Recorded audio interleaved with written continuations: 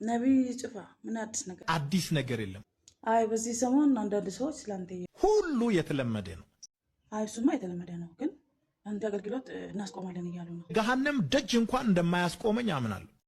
ኧረ እኔም አውቃለሁ፣ ግን ሚዲያ ላይ ሲወራ ነው የሰማሁት። ሚዲያ ላይ የምታወሩ ሰዎች ነብዩ ይቆማል ብላችሁ አስባችሁ ከሆነ ተሳስታችኋል።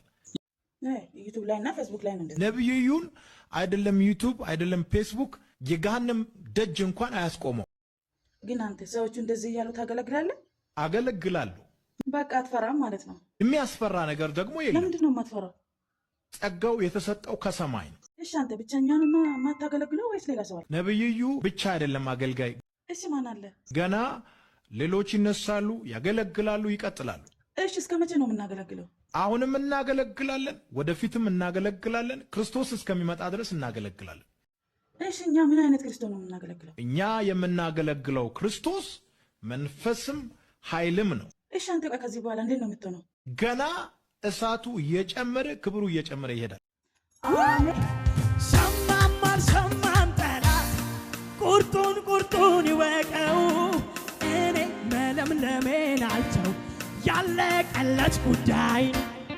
ሰማም አልሰማም ጠላት ቁርጡን ይወቀው። እኔ መባረኬ ያለቀለት ጉዳይ ነው።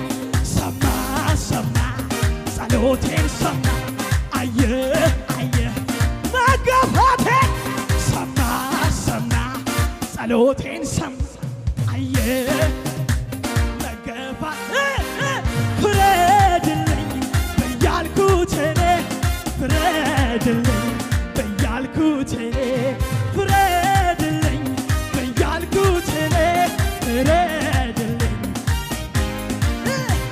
አንተን ብዬ እኔ ያኔ አላፈርኩ